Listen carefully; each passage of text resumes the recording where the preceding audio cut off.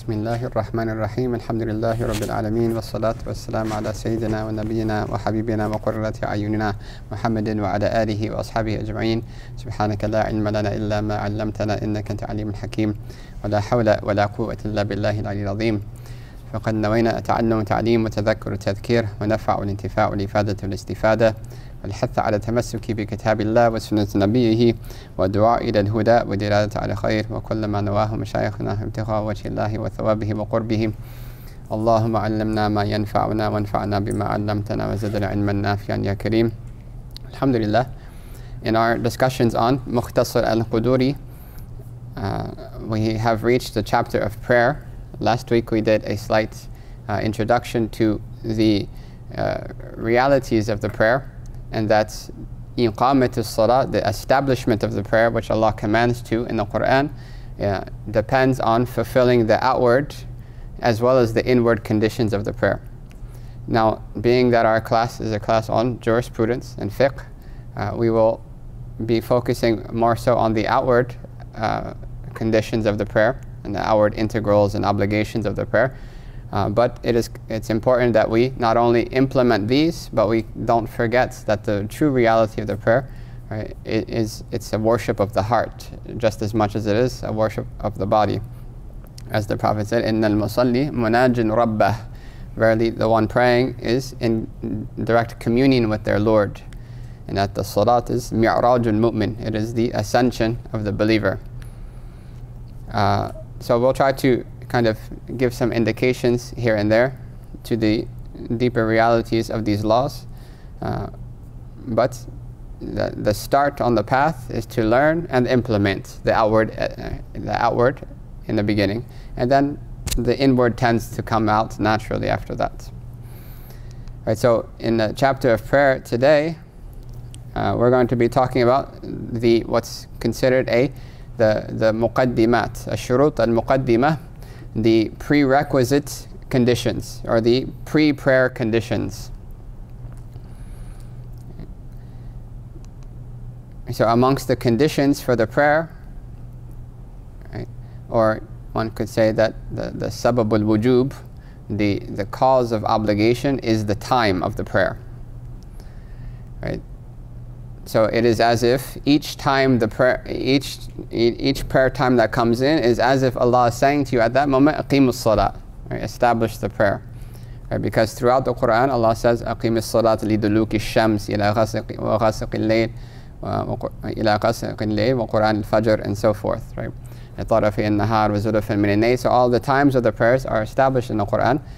Right? And each time a new prayer time comes in, that command is renewed.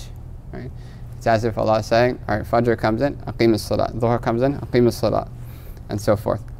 Right? So we see in the Quran that Allah says that inna salata kanat ala al-mu'minina kitaban mawquta. And you'll see in some masjids they'll have clocks, and on the clock it'll have this verse written. It means, right, indeed, performing prayers is a duty on the believers at the appointed time. So mawqutan, right, it's a known time. Right? These are times that are known. Right? And the explanation of these times in their full detail is from the Sunnah of the Prophet ﷺ. And most of which comes from a specific hadith called the Hadith of Jibril, not the other Hadith of Jibril. This is called the Hadith Imamat al-Jibril, where Jibril led the Prophet ﷺ in salat, right, 2 days in a row. On the first day, he led all 5 prayers at the beginning of their times. And the second day, he led all 5 prayers at the end of their times. And he said that the prayer of your ummah is between these 2 times. So he showed the windows, right, of time for each prayer. Right now, one essentially could break down the prayer times to a few different ways. Right? One, there's the window in which the prayer is valid. If you get it in that window, the prayer is valid. But within that window itself, there are times where it's recommended to do it, so it's increased reward to do it at that time, right, as opposed to other times within that window. Right? But there's also, right, portions within that time that even though it's valid, it would be disliked to delay it to that time. Right? Like the end of Asr and so forth. We'll take that afterwards. Right, so we'll be discussing all of that today. And then what is considered the sign or the announcement that the time has come in is the adhan. Right? So the rulings of adhan are usually brought within the books along with time, the times of the prayer, right? And that is prior to the description of the full prayer. Right? So the arrangement of the books also has a great wisdom. Right? Right? And you'll find that the commentaries that critique other books, they'll say that he brought this chapter after this chapter because of this reason, and he should have brought this chapter after this chapter. So there's very nuanced discussions on the arrangement of the chapters. So generally prayer time comes before the prayer, because you can't pray unless you know the time. The Prophet ﷺ, throughout many hadith, he encouraged that salat should be prayed in its appropriate time. And there are many hadith that prohibits or warn from delaying the prayer unnecessarily. So here we have the hadith where one of the companions, they said, Ayyul amali ahabbu ila Allah. Which action is most beloved to Allah? The first answer is as-salatu ala waqtiha, the prayer in its appropriate time. Second, righteousness to your parents. Third, jihad fi sabilillah, jihad in the path of Allah subhanahu wa ta'ala. Right, so prayer in its appropriate time. Right, because the purpose of the prayer, right, is that transformative action that is done in manifestation of great reverence and gratitude to Allah subhanahu wa ta'ala, and that it has to be done in the way that Allah wants it. Right? Otherwise, it not only may not serve its purpose, but it may end up counterproductive. That we're gaining sin by not praying on the right time or by delaying the prayer. Right? So, this all goes back to iqamatul salah, establishing the prayer, not just doing it. Right? So Allah doesn't say addu salah. Right? He doesn't say pray the prayer or do the prayer. He says establish it. So make it qa'im, right? Make it firm and established. So part of that is praying on time. Right? Now, we mentioned that the times do have a window. There is a window, and this is the window of validity. That any prayer that is made within that window, it is valid. Right? And in certain prayers, if some of the prayer is prayed in that window and the other tends to go into the other time, it's outside of the window, it'll still be valid, like Asr. So if you pray Asr, one rak'ah is in the time and then Maghrib comes in. Right? It's still valid. It's still valid. But right, that's only for certain prayers, and we'll talk about that. And there's a wisdom to that as well. Tamam. Right, so the Fajr prayer, right, and Fajr comes in when it's what's called first light or first dawn. Right, so if you understand how the sun rises over the horizon, so you have the horizon of the earth, right? So the sun, right? I don't know if they can see this. So if you have the sun like this, right, or the earth like this, and the sun is coming up from here, right? Then what you're going to see is you're going to see the rays of the sun before the actual sun. Right? So the first thing that you'll see is a horizontal light going straight up, right? And that's when the sun is low. It's still not at the horizon. Right? That is called Fajr al-Kadhib. That is the false dawn. It's called the false dawn. Right? And the Prophet said, do not let the adhan of Bilal deceive you from your suhoor, right? Because Bilal would give the adhan a bit early, right? So that false dawn, right, is still not Fajr. So your suhoor still counts, everything is still there, right? But then what happens as the sun goes closer to the earth, right, that light goes away, and then a horizontal light starts to go slowly, right? As Allah says, وَالصُّبْحِ إِذَا تَنَفَّسْ, like breaths. Right, in the morning when it breathes, right, it starts to gradually rise horizontally, right, not vertically. Sorry, the first one was vertically. Right, it starts to rise horizontally over the horizon. Once that horizontal light right, shows and appears on the horizon, that's Fajr. That's Fajr. Right? And Allah says about fasting, حَتَّى يَتَبَيَّنَ لَكَ الْخَيْطُ الْأَبْيُضُ مِنَ الْخَيْطِ الْأَسْوَدِ مِنَ الْفَجْرِ, until the white light becomes clear from the black, from the white thread becomes clear from the black thread, right, of Fajr. Meaning the light, the horizontal light, becomes clear from the horizon. Right? One of the companions, when they first heard that, they actually took a white thread and see if they can see it in the darkness of the night. And the Prophet explained that's not what it means. It's the light of the horizon. Right, so once that light shows, right, then Fajr is in. In our times, it would be very difficult to see that. Light pollution, right? We don't really have, right, especially if you're in a landlocked area, you won't see the horizon. But right, it's a beautiful experience if you can go and see it somewhere. It's a beautiful experience to see the sunrise, and it's one of the signs of Allah subhanahu wa ta'ala. Right? So once that first light shows over the horizon, that's the beginning of Fajr time. Right? And it continues to be Fajr until the actual crescent of the sun shows over the horizon. Not just its light, but its the actual sphere of the sun. Right? So as soon as the sphere of the sun peaks over the horizon, Fajr is over. Right? However, you cannot pray at that moment until the sun is fully over the horizon, right, to a certain length, and that's about 15 or so minutes, 16 minutes. So that's the time where the people that used to worship the sun, that's the time that they would worship the sun, because it just peaked over the horizon, right, until it fully rose.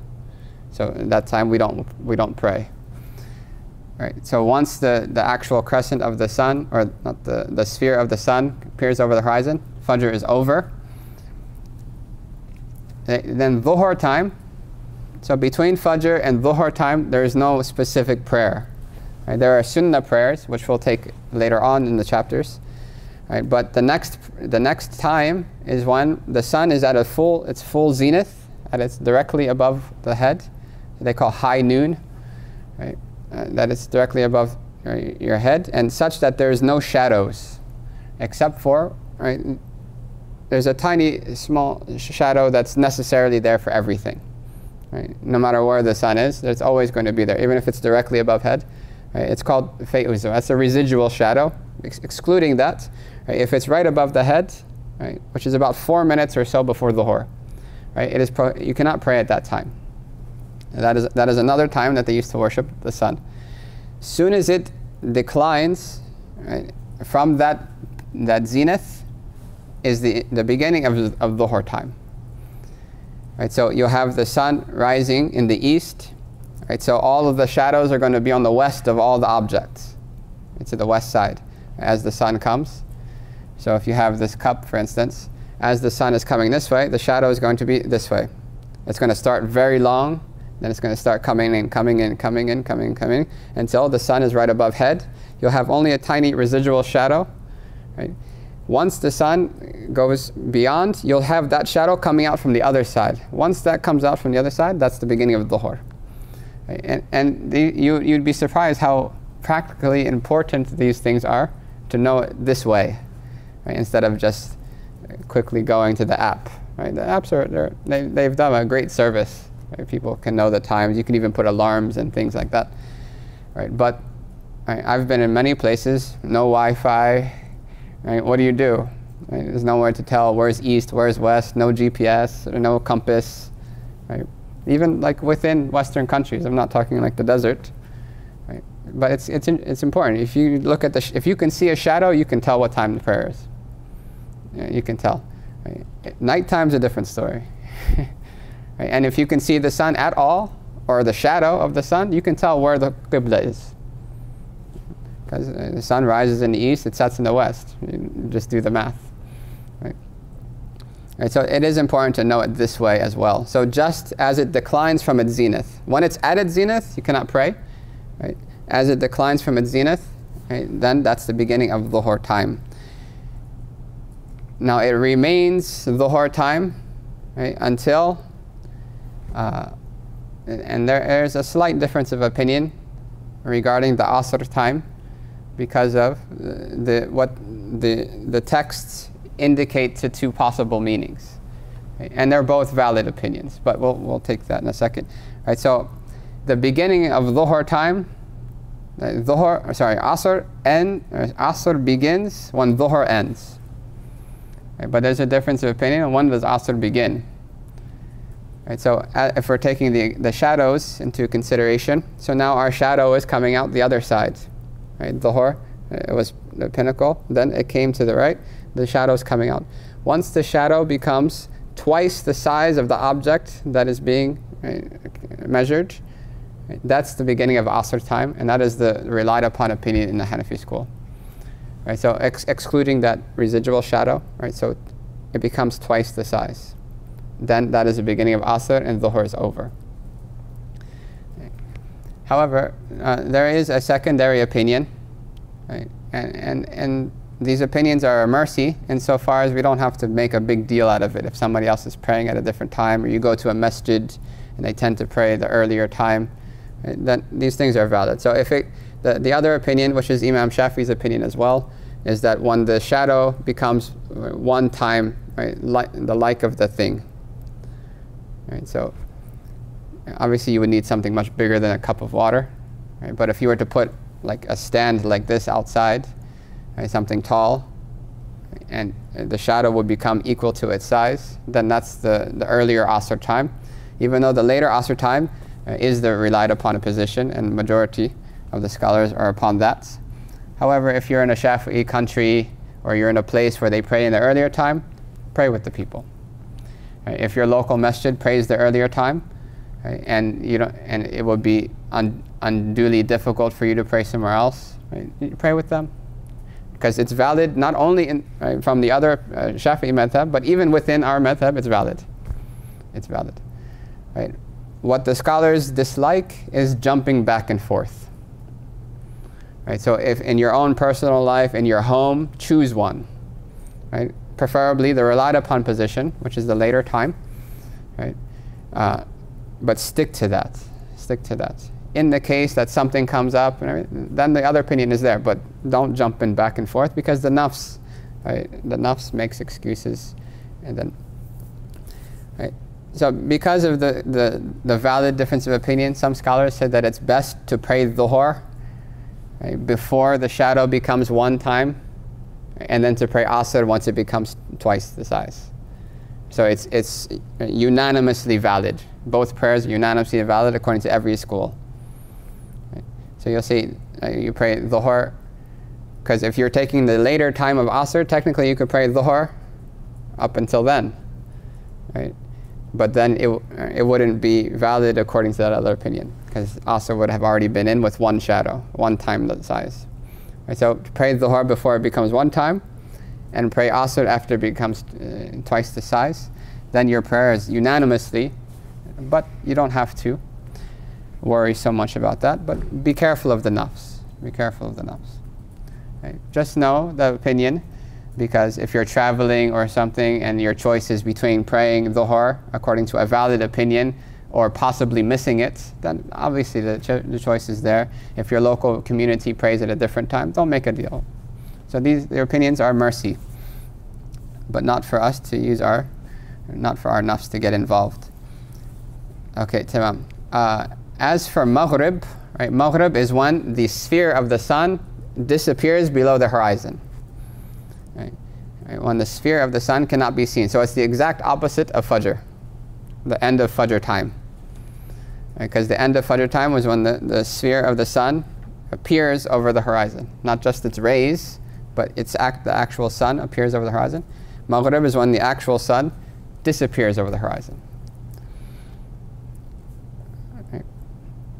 And it continues to be Maghrib until the red twilight disappears. So you'll see that at Maghrib time, right, when the sun sets, it's quite beautiful, right? You have like this reddish, orangish color. Once that goes down, what happens is it becomes, the light starts to dim. So now the sun is going further. It's literally the opposite of Fajr. Because in Fajr, the sun was coming up. We had the vertical light that disappeared, and then it came horizontal.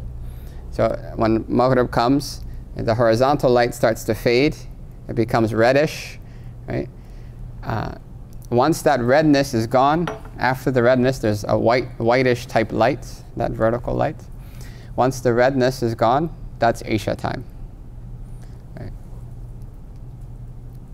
And then after that the whiteness leaves. Right? Alhamdulillah, we were able to, there's a city about 4 hours north of Tarim called Daw'an, beautiful place, absolutely amazing. Right? It's green and it's like a desert country, but it's like forests and trees. And so we were on the roof of this masjid. There was a mawlid, right? And I actually was able to see the red disappear and then the white disappear, right? And then they called the Adhan for Isha because, right? So once the red disappears, right, that is the beginning of Isha, and Isha continues until the first light of dawn, so the beginning of Fajr. So Isha is valid from once the redness goes away, all the way up until Fajr comes in. Right, so these are the windows of the prayer. Now the witr prayer, which is a wajib prayer, a necessary prayer in the Hanafi school, right, it is obligatory as well, but from secondary texts, so it's not called fard, right, but it is a necessity. Right? But the witr time is the same time as Isha. Right? It's the same exact time as Isha. It doesn't have its own specific time. However, it is necessary to pray Isha first. So the order between the prayers is important. Right? But had a person, for instance, if a person, right, prayed Isha and then just before sleeping they prayed witr and then they realized, oh man, I didn't have wudu when I prayed Isha. Right? They don't have to repeat the witr. They just pray their Isha and then that's it. Right? Because they prayed witr in its time. Because the time of Isha, and if forgetfulness, right, drops off the obligation of doing it in order. As the Prophet said that Allah has raised the pen from my ummah, from my community for forgetfulness. You still have to pray it, but you don't. It's not that, oh, I forgot to pray, and then that's it. You do have to pray it. Okay. Now, those are the windows, right? But there are direct hadith of the Prophet ﷺ encouraging a specific time in that window for the prayer to be performed. Right? So these are the mustahabbat's time. These are the recommended time. Now, generally, the reasoning for these times is due to making the congregation larger. Because with these times in mind, it is easier for people to gather in the masjid, and thus the congregation becomes bigger, which is something that is sought in the Sharia, to make the congregation bigger. Right? If a person if a person is not going to pray in congregation, right, then the general prophetic instruction to pray in the beginning of the time returns. And so, right, however, this time is also they're recommended for other reasons as well. So you can do it even if you're praying at home. You can do it. Right. So for Fajr, the recommendation is isfar, and safara means to make something clear. Isfar means that the slight brightness has come into the sky, that things are now clear. Right? Pray the Fajr in a brighter time, or right, because it's greater in reward. Right? Generally, people would be more apt to come to the masjid if the Fajr is slightly later than it is when it first comes in. Right? So there's that meaning there as well. The meaning of isfar is that if you were to pray the Fajr prayer, keeping in mind all of the sunnahs, right? Even the sunnah, the recommended recitation of 40 verses or more, right? And you were to you prayed that prayer, and you were to find out that you didn't have wudu, that you could repeat that prayer and the time wouldn't go out. Right? So that you could think about it deeply. How long would it take to pray a prayer with 40 ayats? In each rakat, 40 verses, 2 rakats. How long do you think it would take? 20 minutes? Right? Or 10 minutes, 15 minutes? So double that, right? And then, so about 30 minutes before the end of Fajr time or so. And that's just an estimation, right? It's somewhere in that realm, right? So it is a bit brighter. It's not pitch black, right? However, this is for the men going to the masjid, right? Generally, the recommendation for the women is to pray in the early time, if they're not going to pray all in Jama'ah at home, right? Then, right, to pray in the earliest time, because it's astar, it's more concealing, and even though some of the meanings of the context of that time don't apply now, but still, it's still a prophetic guidance, right? There is still wisdom in it. For dhuhr, right, dhuhr comes just after the zenith, right? After the decline of the sun from the zenith, so it's quite hot, right? So dhuhr it's recommended to pray dhuhr at a time where there's a slight cooling, right? And the definition of that is that a person could walk to the masjid in the shadows of the houses. Right? And I used to beg, I used to I wish that I could do this.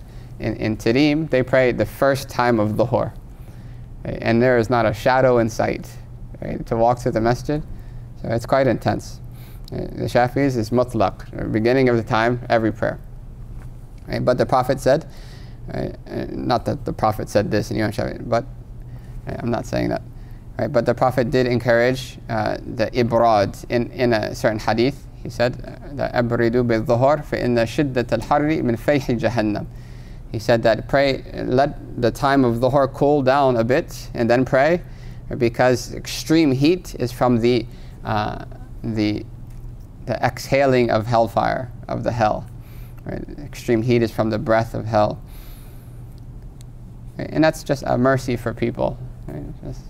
However, right, if one is not going to pray in congregation, then the original sunnah of praying in the early time stands. Pray at home if you're not going to go to the masjid. For Asr prayer, it is recommended to pray, right, later on, just before the rays of the sun become weakened, that you can look at it and you're not going to hurt your eyes. Because we know that as the sun starts to go down toward the horizon, right, the light becomes softer. Right? It becomes, right, instead of bright, it becomes more orangey and more reddish type color. Right? To pray just before that happens. Because once that happens, that's the makruh time. Right? That's the disliked time. Right? And to intentionally delay it to that is sinful. Right? But to pray just before that is the sunnah of the Prophet ﷺ, to pray just before that. And the reason is because after Asr you can't do any nafil. Right? So if you pray Asr right away in the beginning time, then there's a long gap that you can't pray any nafil prayer. You can't pray any voluntary prayers. Right? So to give more room for voluntary prayers, you pray the Asr slightly later. Right? So now you can do, right, the 4 rakats before Asr, you can do whatever sunnah prayers you want to do in that time. So, and then Maghrib is, right, it's immediately. Right? There's no delaying of the Maghrib prayer. It is sunnah to pray Maghrib immediately, right, at its beginning of its time. Now, if you're at a masjid, right, if your local masjid leaves 5 minutes for people to come, right, for people to catch the jama'ah and stuff, and there's 5 minutes and you're just sitting there for no reason, just waiting, right, then if you wish to pray two rakats, or if you wish to do the prayer to greet the masjid and these things, then would be understood. Right? It would be understood that you're not wasting time, because they're going to wait whether you do it or not. Right? But if you chose not to, then that's also your choice, right? Because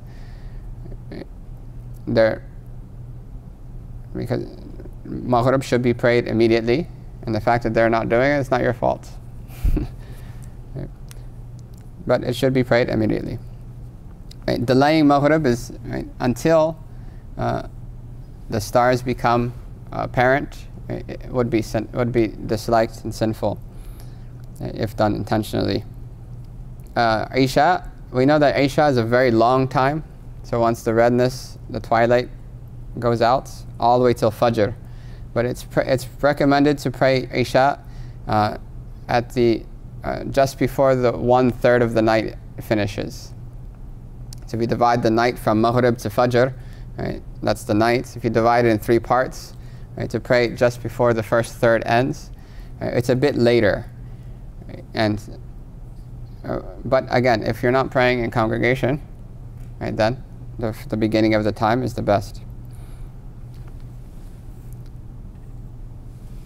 But generally people will be given more time to come to the masjid for Isha after they have their dinner or whatever they. Right? And so it would increase the jama'ah by having it later. Witr. Witr is valid, right, after you pray Isha all the way till Fajr. Right? It is recommended in the hadith that you pray the witr is your last prayer. Right, your last prayer, and the ideal situation would be that you wake up, pray your tahajjud prayer, and pray witr just before Fajr comes in. Right, that's the ideal situation. But the Prophet said that he commanded that if you are certain that you're going to wake up, then leave your witr for just before Fajr Adhan.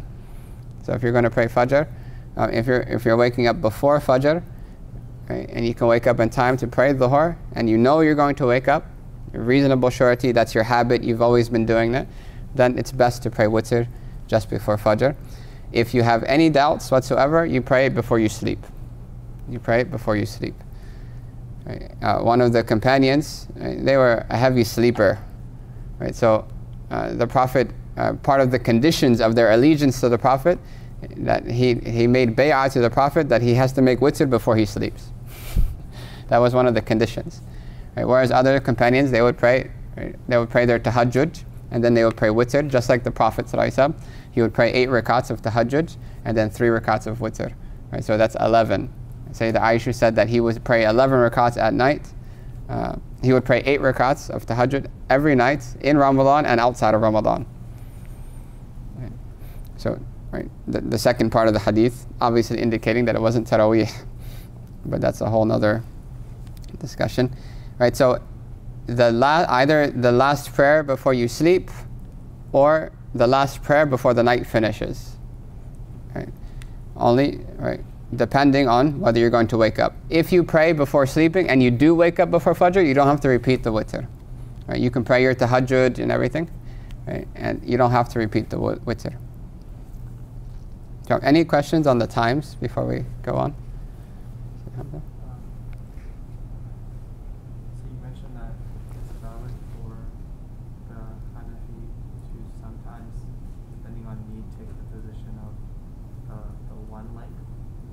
Yeah.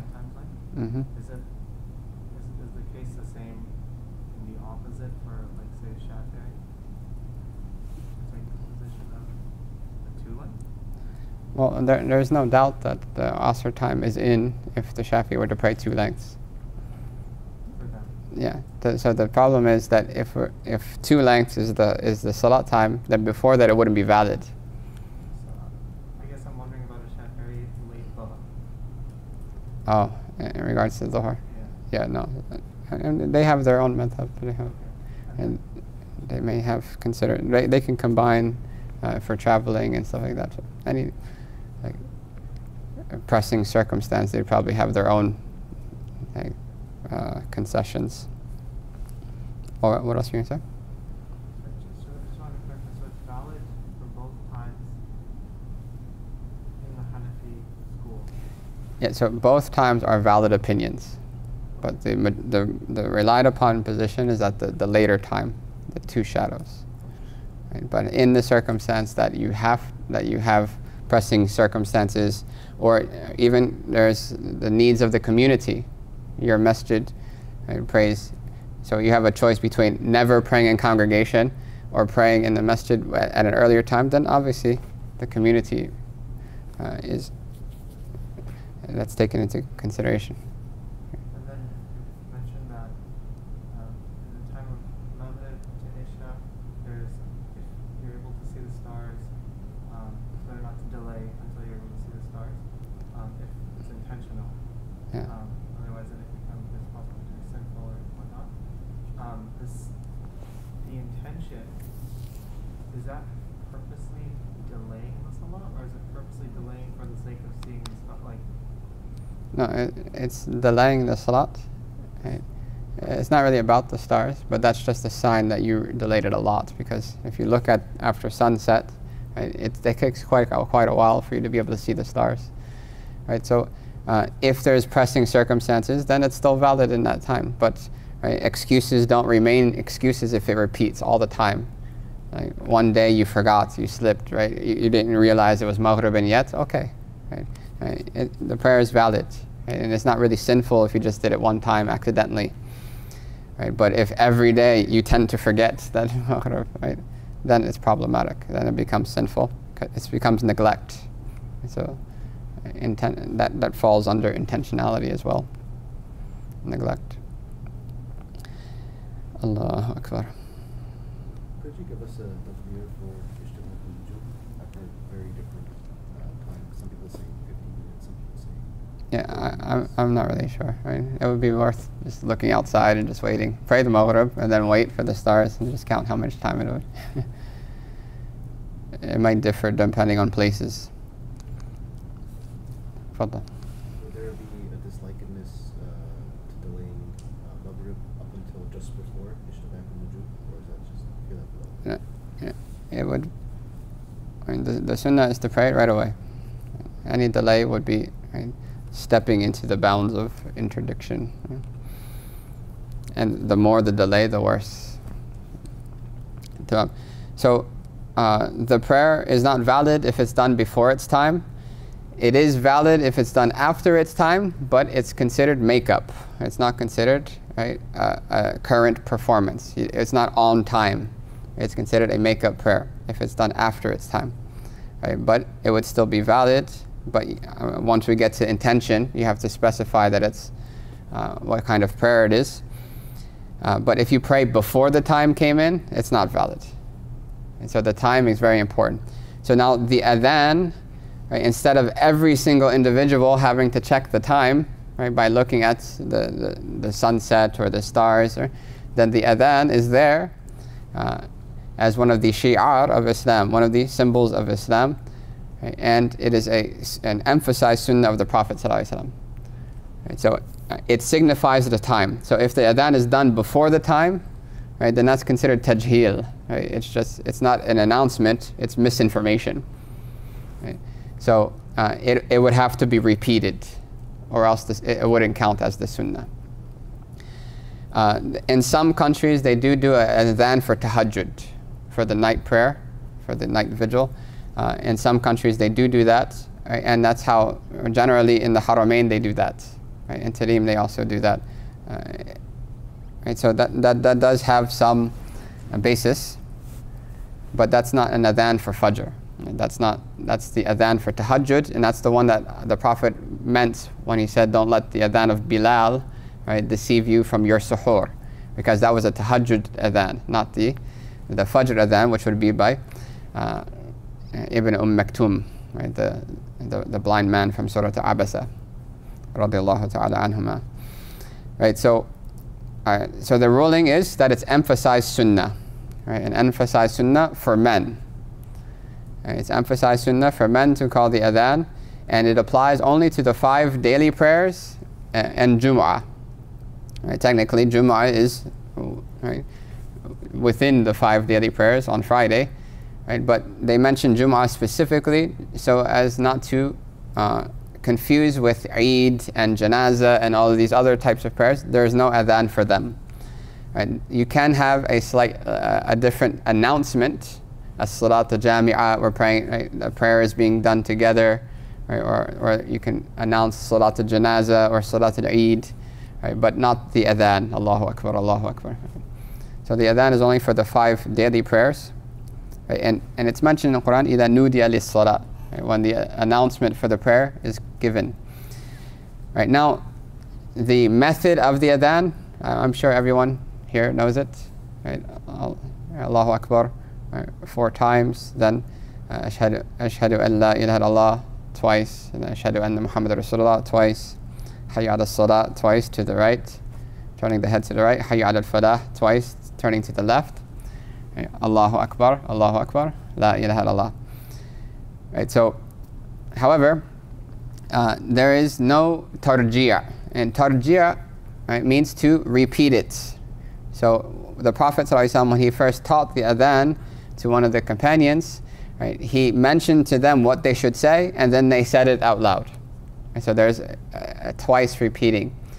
And so what they would do is they would say, in some places, in other schools, they would follow that directly, that they would say, Ashhadu an la ilaha illallah, Ashhadu an la ilaha illallah. They'd say it to themselves. So we don't have that, right? We don't have that.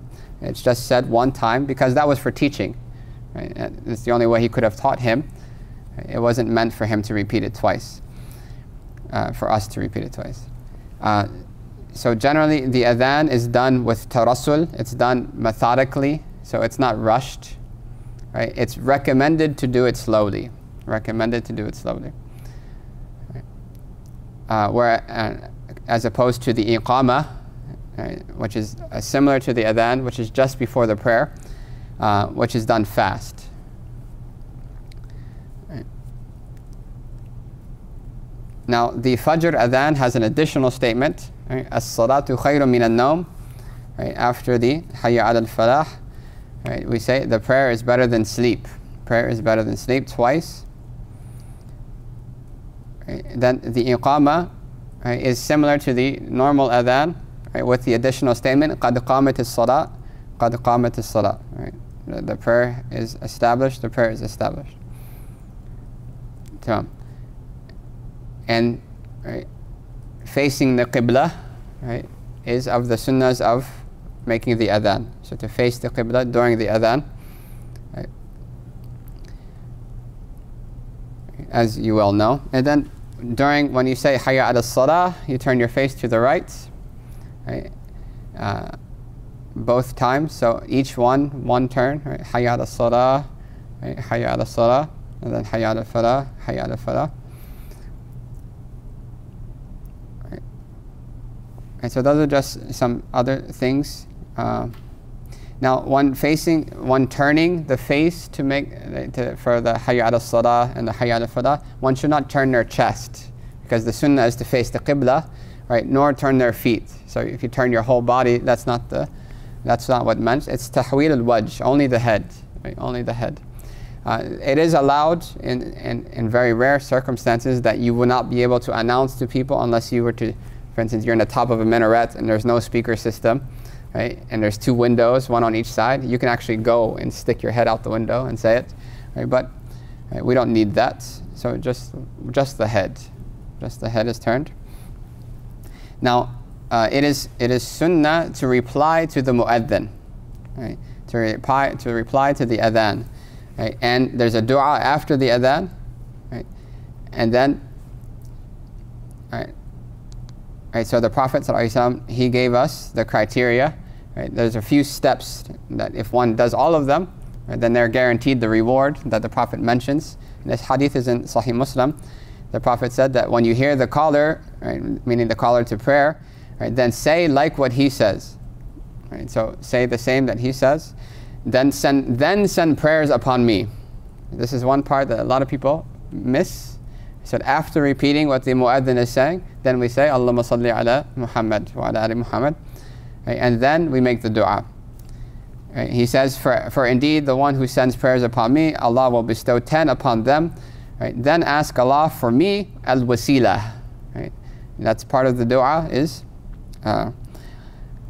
Allah, right, ati Muhammadin al-wasila wal-fadila. Right.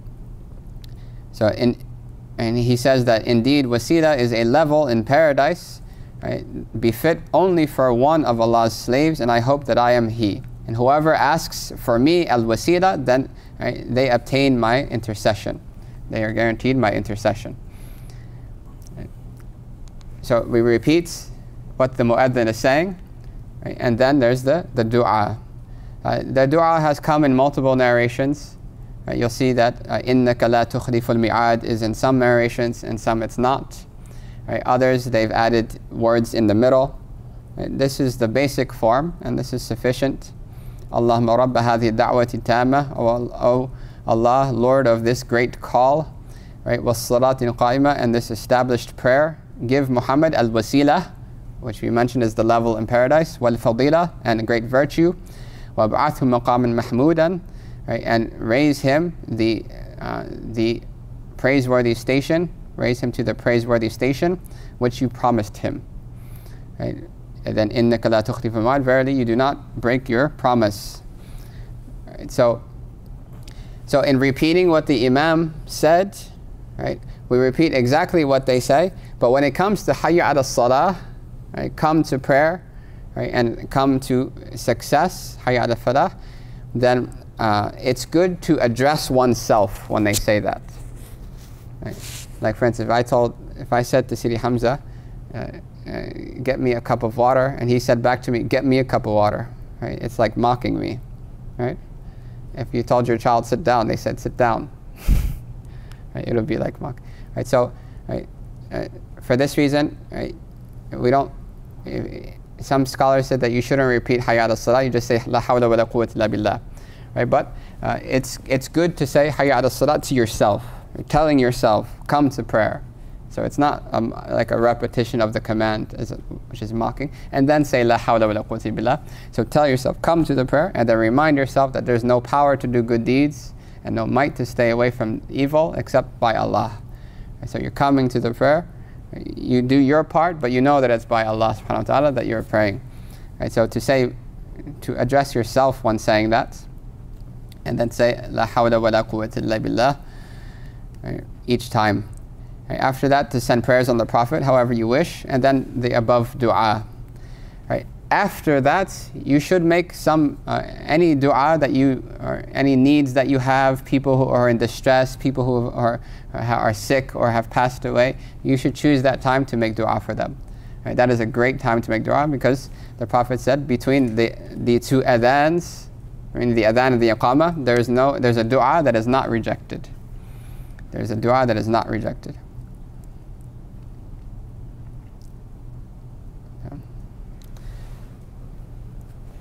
Now, when it comes to make-up prayers, right, we will have in the future a whole section on make-up prayers. How do you do it? How do you know how many? Right? What is the intention in them? Do they have to be done in order, and so forth?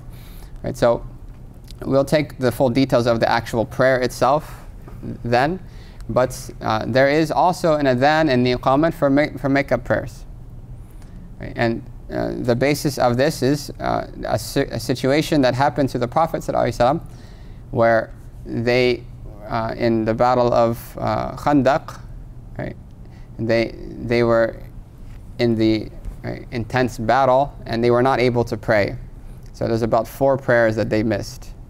They were, and the Prophet made dua actually, because they delayed him from the prayer. Right. So after that, when everything was settled, right, the Prophet commanded them to call the adhan, right, and the iqamah, and then they prayed all the prayers in order. Right, so the adhan and iqamah were done for a make-up prayer. Right, so if a person has missed more than one make-up prayer, so some person, they made tawbah, they have a large amount of prayers that they want to make up, right, then this is in order to get the sunnah, emphasize sunnah, then one will make the adhan for the first prayer and the iqamah, so the adhan and the iqamah for the first prayer. In the remaining prayers, if they're all done in one session, then you only have to do the iqamah. Right? You can choose to do the adhan as well. That's best. But you can suffice with just the iqamah, right? And you'll get the reward of the sunnah mu'akkada for that. Right? If it's just one prayer, adhan and iqamah, right? Even if you're praying by yourself. And the Prophet said that if a person is in the middle of the desert and they call the adhan and the iqamah and they pray even by themselves, then a row of 70,000 angels will pray with them because of the adhan and iqamah. If you're making it up in separate gatherings and separate sessions, right, then same thing applies. If it's more than one prayer, adhan for the and iqamah for the first one, iqamah for the rest. Right? If you wish, you can do the adhan as well for the rest. So the chapter of adhan is quite straightforward. There's a few extra things that are still not mentioned. So one is that to call the adhan in a state of purity.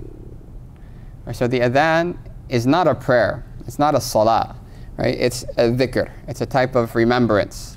And there's a general recommendation that if you're planning to do any active remembrance of Allah subhanahu wa ta'ala, you sit down and say subhanallah, subhanallah, whatever you want to do, then it's recommended to have purification while doing that, to be in a state of purification while doing it. Right? But technically you're walking down the street, you can say subhanallah, la ilaha illallah, Allahu akbar, even if you don't have wudu. Right? But being that the adhan is a type of remembrance, right, it is recommended to have wudu while doing it. Right now, if you don't have wudu, you're in a minor state of ritual impurity, it is valid and there's no sin upon you, right, for calling the adhan. So if you called the adhan and you realize you didn't have wudu, right, you don't have to worry about it. You don't have to repeat it either. Right? However, in a major state of ritual impurity, in janabah, right, which we discussed, you need a ghusl. Right? To call the adhan in that state would be disliked and sinful. Right? And it would be repeated. Right? If it's not repeated, then the person would miss out on the sunnah mu'akkadah. Right? Now, the iqamah is a bit different because in the iqamah you're saying that the prayer is established. So if you call the iqamah without wudu, what happens? Right? The prayer starts and you're walking out the room. Right? You're walking to go make wudu. So that's problematic and it's against the meaning of that you're saying the prayer is established, right, for you guys, not me. And that's problematic. Right? So to call the iqamah or to call the iqamah in a state of minor or major ritual impurity is disliked and sinful. So go make wudu and then come and call it, right? Or have someone else call it. Tamam. Right, then again we said that if the adhan is done before its time, it's repeated. If the adhan is done before its time, it's repeated.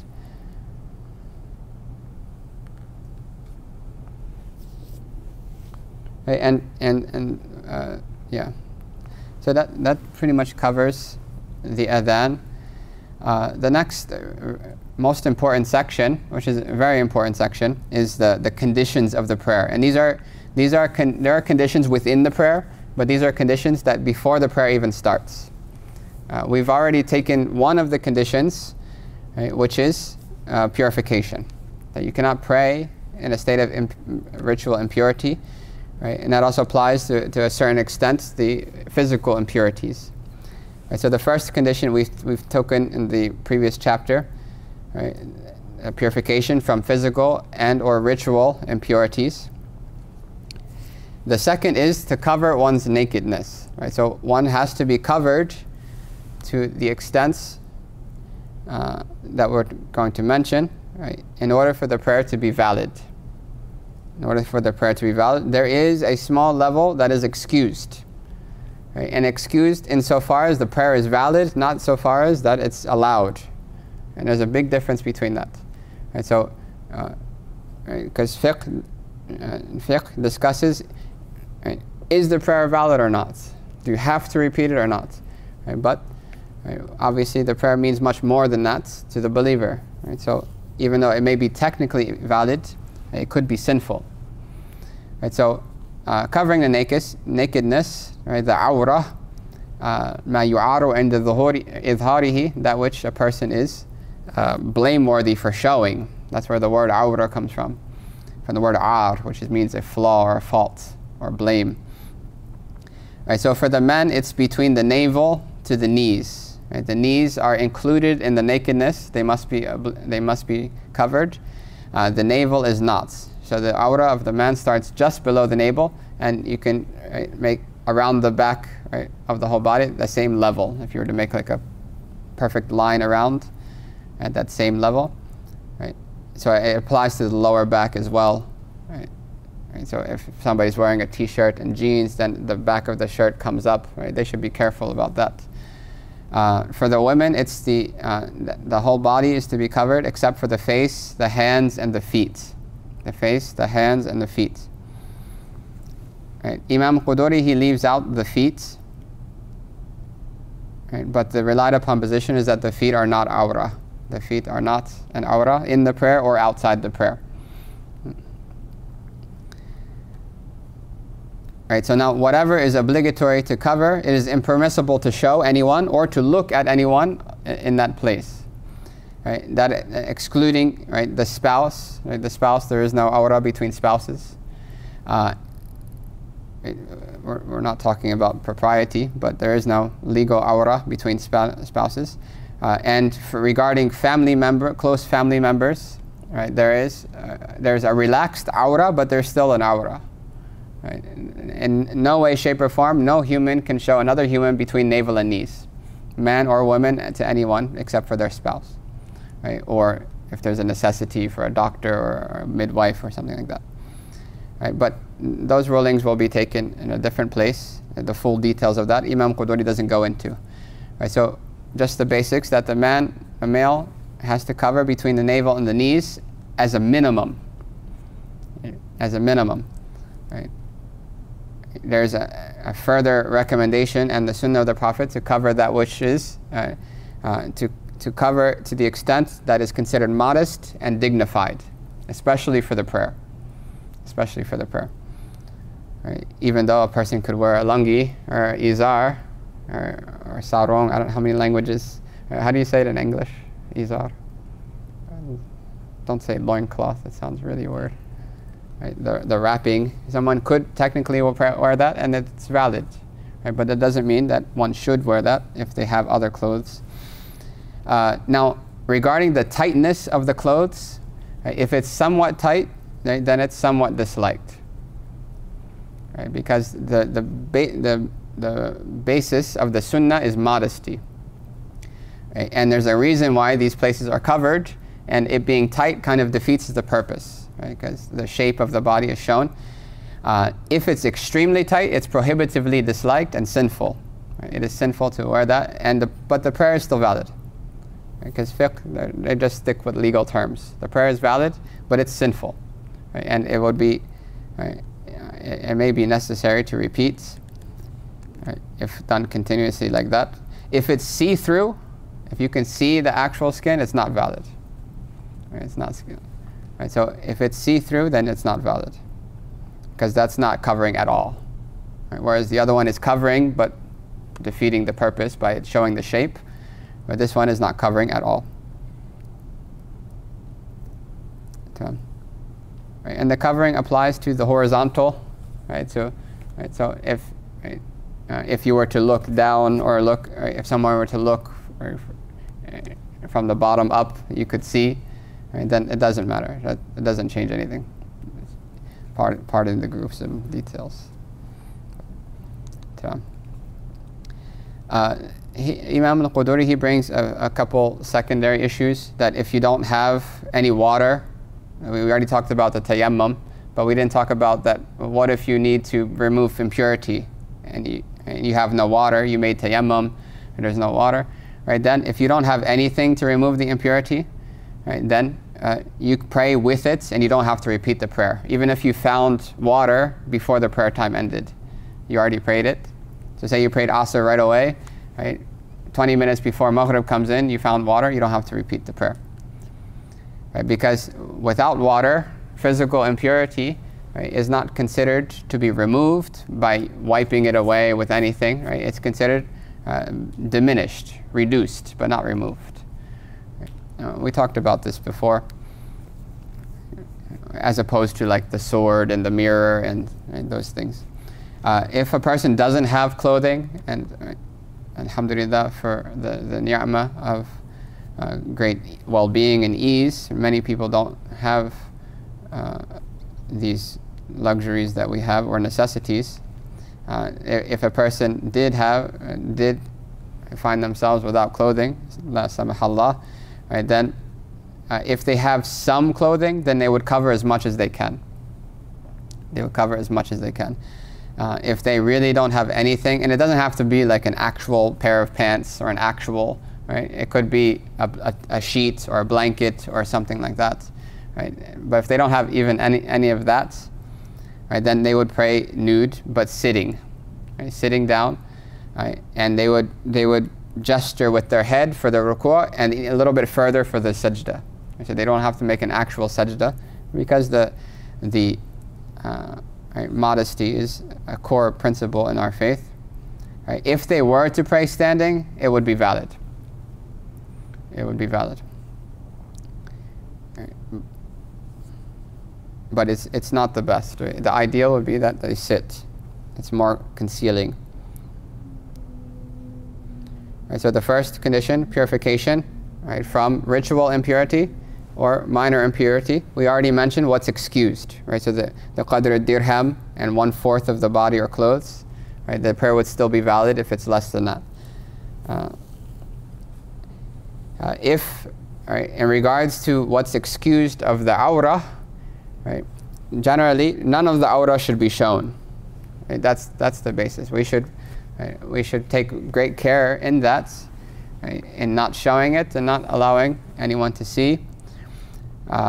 But in the case that it did happen, right, a person says Allahu Akbar and their shirt comes down below their wrist, right, for the women, right? So the hand, right, is from the wrist, not from here, right? If it's very slight, these things are overlooked, right? But to the extent that one could, right, if they could, if without difficulty, do it, then that would be best. Right? And in Southeast Asia, they actually have these qamis, right, that they would wear for salat, and it has a thumb hole. Right? So it actually, it would come to here and it would stay there because of the... Right? But if it opens slightly, then it's still valid. The prayer is valid. Right? That's considered difficult to keep. Right? You're washing dishes or something, or doing something with your hands and your wrist comes up, or above your wrist slightly opens. Right? It's excused. Same thing just above the ankle when you're walking. Right? And these are difficult things to keep covered. However, if 1/4 of any limb that is supposed to be covered, right, is exposed, then the prayer could be invalidated. Right? If it's accidental, right, then, and it happens during the prayer, if you can cover that place over, right, within the time it takes to say Subhanallah 3 times, then the prayer is valid. Right? So say you come up from sajda and the hijab slips back, right?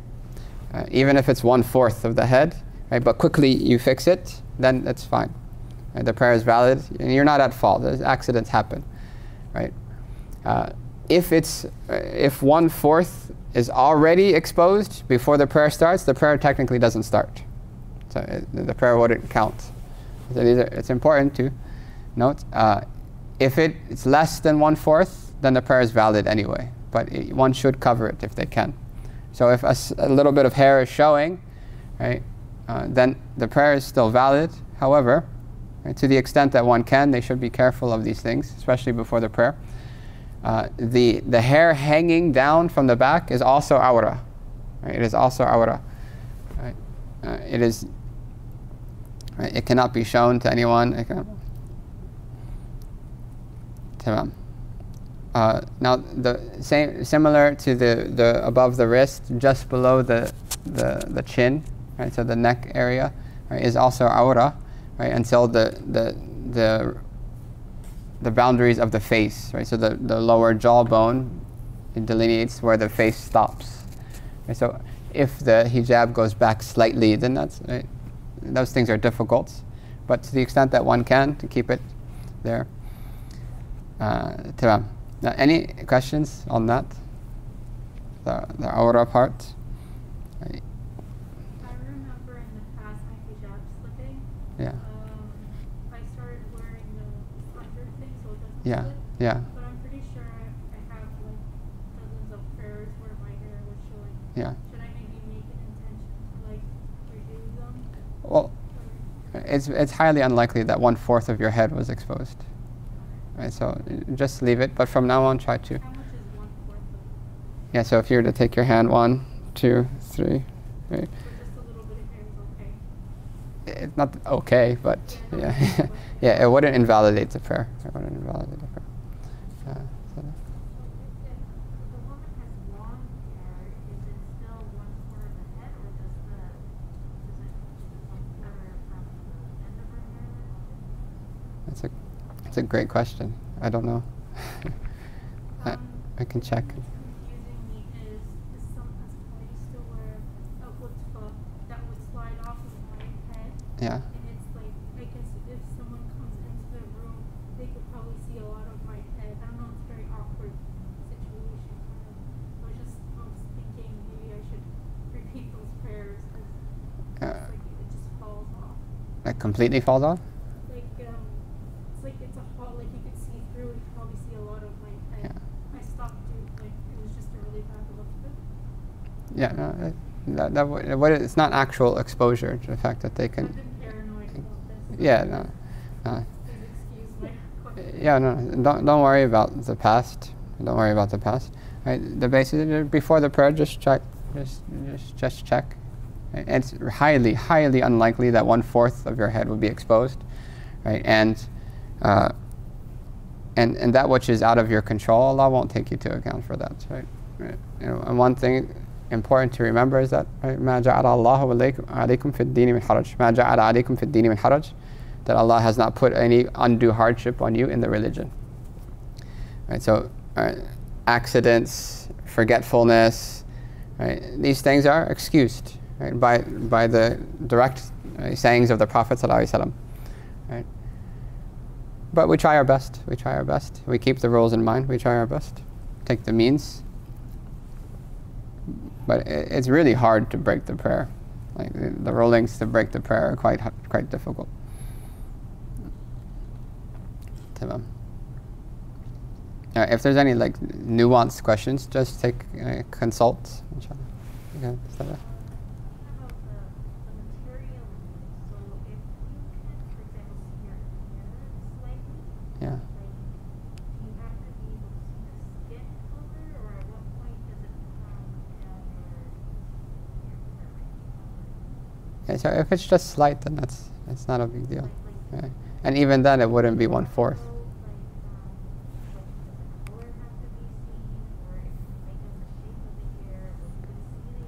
Definitely not the shape. Like you can see the skin. You can see the skin, not the shape. And even then, it wouldn't be 1/4. Right? It would just be your ear. Like, but if a person's wearing like stockings or something, that would be see-through, and your whole leg. That would be bad, because that's greater than 1/4 of the leg. But if it's just one part, it's just thinner than the other parts, it wouldn't affect it. Tamam. I had a question about the liquidity time. If a person wakes up for Hajj at sunset, what's better? To pray even though it's within that 15 minutes of not recommended to pray at all, or to wait? You mean sunrise? Yeah, so if a person woke up, so let's just say Fajr ends at 7, right? And they woke up at 7 on the dot. Right, so they should not pray the Fajr prayer at that time. Right? It wouldn't be valid. Right? They would have to wait until the sun fully rises and then pray it. Right, so there's 3 times that anything that became obligatory before the time came in, then to pray that prayer in those times would not count. So one of them is while the sun is rising until it fully does. Right?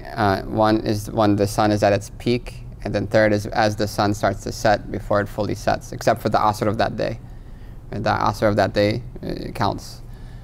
Right? So if you have, for instance, a Qada prayer from years ago, if you were to pray at that time, it wouldn't count. Right?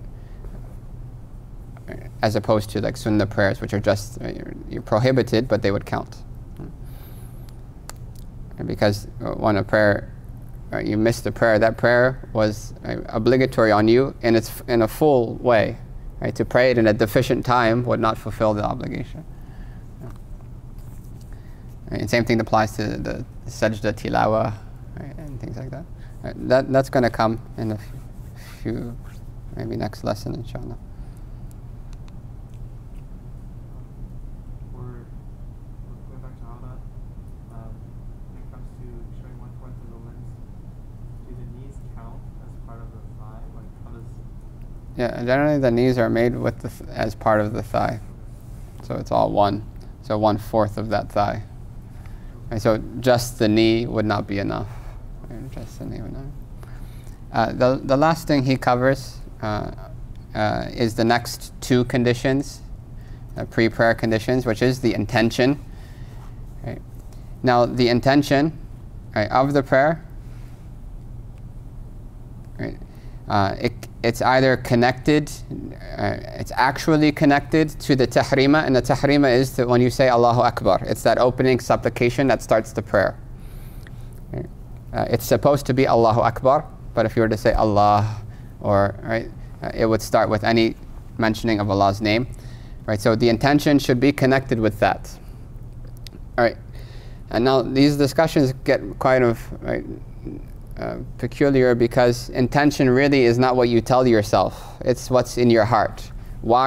So if somebody were to freeze frame you right there as your hands are up and you're about to say Allahu Akbar, if somebody were to just pause and say, what are you doing? Right, what would your answer be? Would anybody's answer be anything besides I'm praying? No. So obviously, it's really almost impossible that you don't have an intention, right? When you're going like this. Right? So that it's not really a big deal. They mention it. What's most important is, what do you intend? Right? So for the fard prayer, all you need to know is what prayer it is. That's it. Right? So if somebody paused you right now, what prayer are you praying? Dhuhr. Then if it's Dhuhr, you're right. Right? Then the prayer is valid. Right? Now if somebody, and they say that the criteria is that if somebody were to come to you right after the prayer and say, what prayer did you pray? You don't have to think about it. Right? But it would be highly unlikely that a person would not know what they're doing. Just walking to the prayer, making wudu, right, putting on your proper clothing and everything, all of that is an intention. What are you doing? Same thing with Ramadan. Why are you awake when your eyes are half opened and you're eating food at 3 a.m.? Why are you doing it? Right? Obviously you're going to fast. Right? Right? So it's not really a big issue to worry about, right? Because the intention is what's in the heart. If it helps you by pronouncing it, then it's okay. You can do so. You can say, I am praying Dhuhr, right, for the sake of Allah. You don't have to mention that I'm facing the Qibla. You don't have to mention, right, how many rak'ats. You don't have, because just saying Dhuhr automatically it's 4 rak'ats. The fourth is facing the Qibla.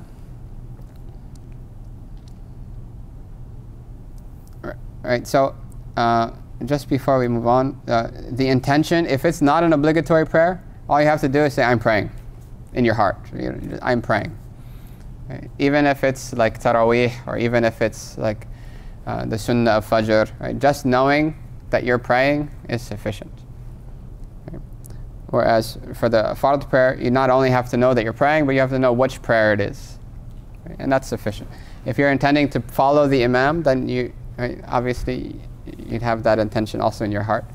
So if you make the intention, let's say you make the intention for after, so let's say it's Maghrib, but during the prayer you realize, oh, it's Maghrib, but you know for certain that when you raise your hands you have intended, the other prayer. So do you have to break the prayer at that point, or could you just pray the right number? Yeah, no. So if you say, for instance, I come in the masjid, I'm not sure, are they praying Dhuhr or Asr? Right, maybe they're Shafi'i and they pray the early time, I don't know. So, and I pray, or I come in to the masjid and I join them, and I think that it's Asr, but it's actually Dhuhr. Right? I think that I'm praying Asr, right, but it's not Asr. Right? Then I'd have to break my prayer and start over. Right? You don't have to do it like show everyone. Right? Just say Assalamu alaikum and then Allahu Akbar. And you start again. So only in the situation that you are wrong, right? Sometimes like you start praying, I'm praying Isha, and you know for a fact you're praying Isha, but then you realize, wait, it's Maghrib time. Right? So you know you're wrong. You just start over. right? But if you start your prayer, you're praying Maghrib, it's Maghrib time, you're praying Maghrib. In the middle of prayer, you think, is this Isha? Right? That doesn't affect the prayer at all, right? It doesn't affect the prayer. Right? You're praying Dhuhr, you made intention of Dhuhr, you're praying Dhuhr, it's Dhuhr time, and then all of a sudden mid-prayer you're thinking, is this Asr? Right? Your thoughts doesn't change anything. The prayer is fine. Right? Only when you found out that you're wrong, it's not the right prayer. You thought it was one prayer, it's a different prayer. But that's not likely to happen. The last condition, we'll close with this, is facing the Qibla during the prayer. Right? Facing the Qibla is an obligation in the prayer.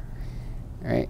However, in certain situations, right, the obligation is lifted due to difficulty or harm. So if there's fear, like somebody's hiding from someone, or hiding from a predatory animal or someone who's trying to harm them. Right? Say they get in the wrong taxi and the taxi drops them off in some bad neighborhood someplace. Right? And somebody's trying to mug them, right? And it happens to be Maghrib time, right? And they're hiding behind some trash can, and they don't have to stand up. Right? They can sit down and pray. They can face a different direction, right? Because of the necessity. Even though it may be rare, it may not be rare in some places. May Allah give ease to the Muslims everywhere.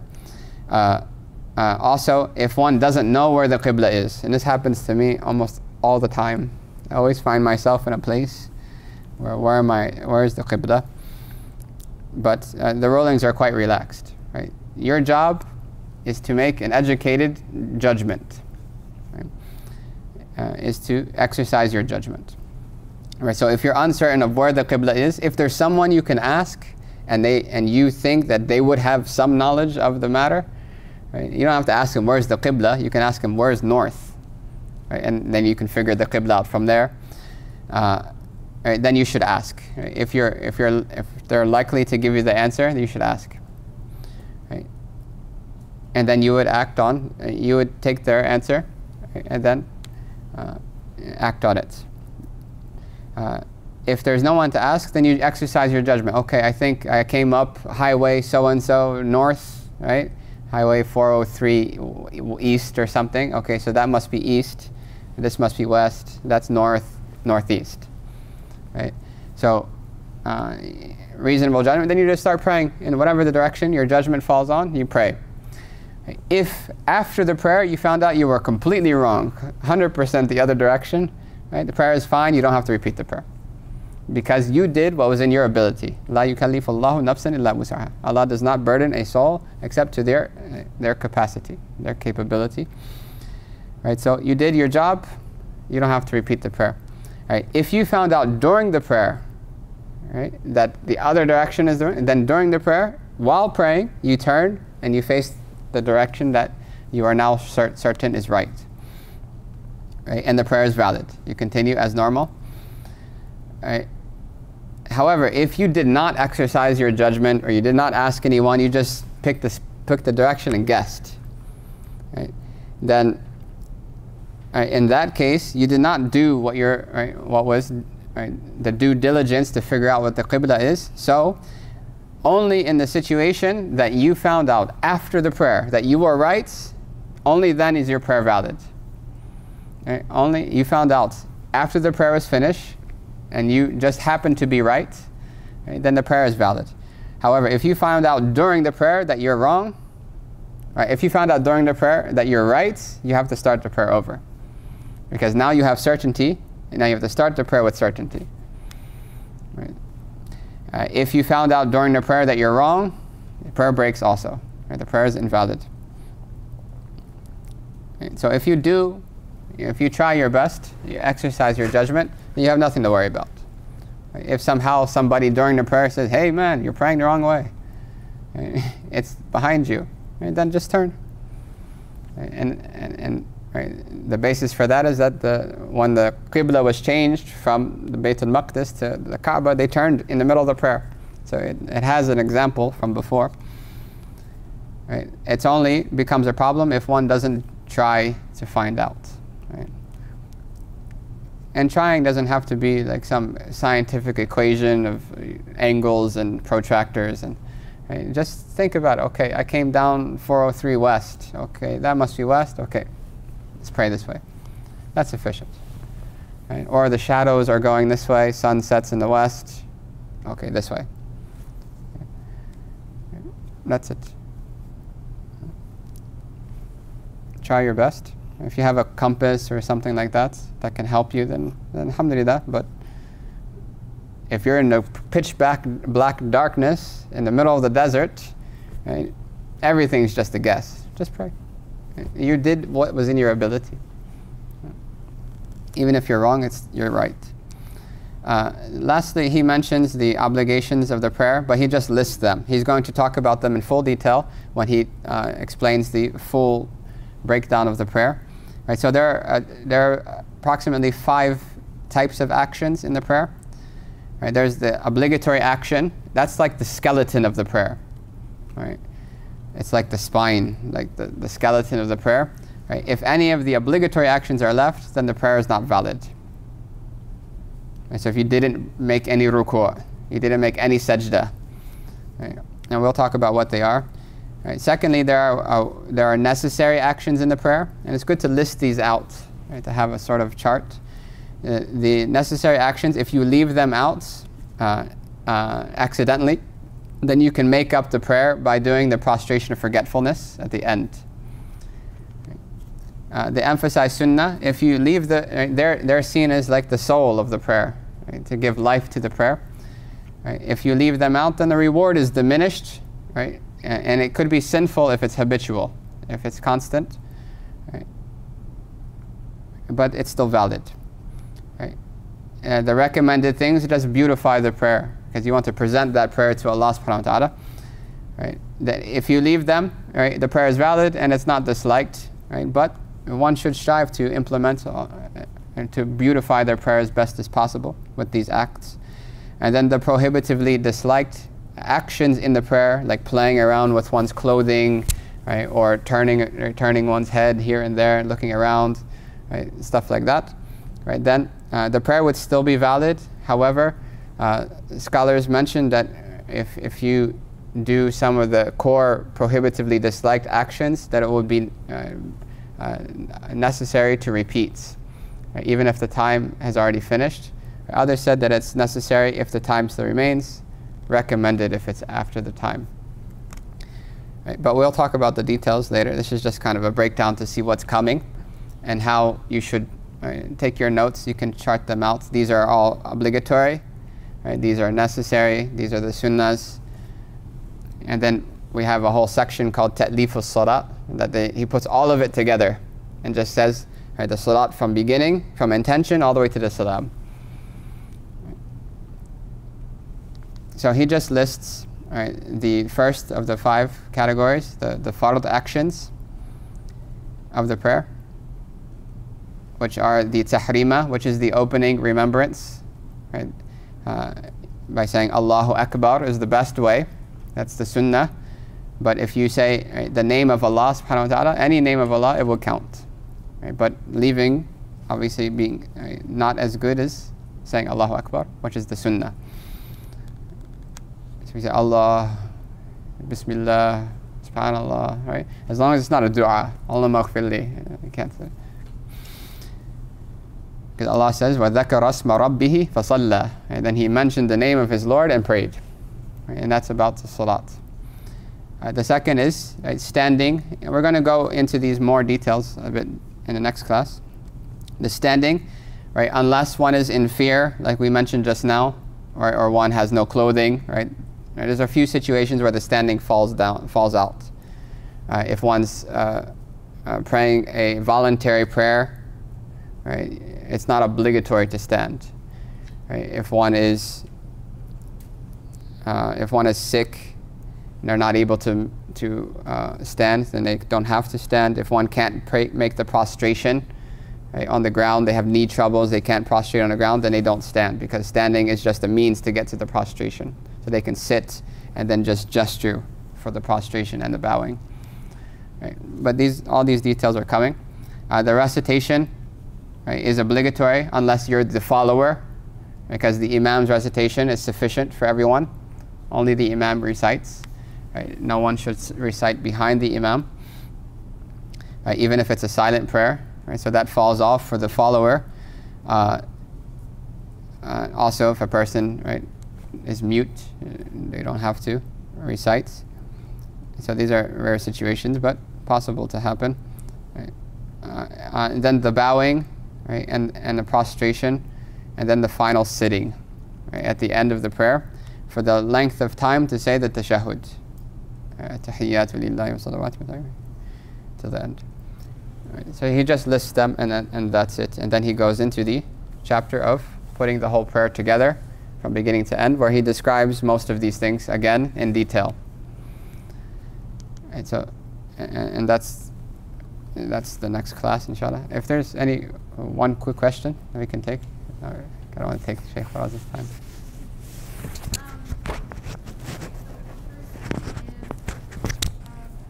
Planning to pray another prayer, which is for us, and realizes in the middle that they're unable to return or whatever. Is it better? What's better? To minimize it to 2, or to sit down in the other 2? In the second half. In the middle of the prayer, they're not able to stand? Yeah, they're just They can sit right away.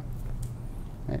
So, like, for instance, you pray your first rakat, you had all this, like, real fervor to pray, and then you realize that you're in jet lag and you haven't slept in 32 hours, right? So you go into sajda, just sit, instead of standing, just sit, right? In a nafil prayer, you're allowed to, right? You're allowed to do that, yeah. You're allowed to do that in the middle of the prayer. Even in the farad, if somehow you become nauseous and you're about to faint, you can sit in the prayer.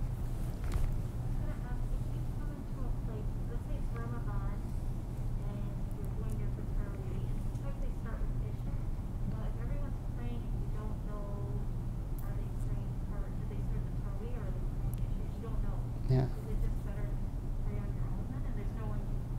Well, if you didn't pray Isha, right, and you don't know whether they're praying Taraweeh or Isha, and there's no way to know, you can try to join it, and you intend Isha, but if they're not praying Isha, it's not valid. You have to do it again, right, by yourself. But if they're praying Isha and you chose to pray like a Sunnah, it'll count for you as Sunnah. Right? If you thought it was Taraweeh, but they're actually praying Isha, it'll count for you as a Sunnah, but you'd have to then start your Taraweeh. So you can't pray a Fard behind a Nafil, behind a Sunnah, but you can pray a Sunnah behind the Fard. So but if they start Baqarah, then you can probably assume that it's Taraweeh.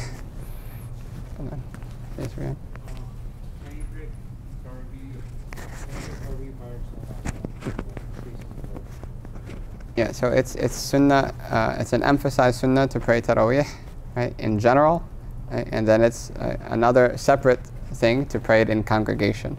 Right? So it's a separate recommendation to pray in congregation. It would be valid if you prayed it at home as well, and you would achieve the Sunnah. So those are two separate things.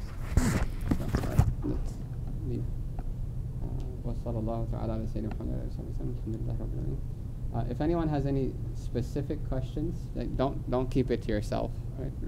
Consult. Right? Shaykh Faraz is here, myself,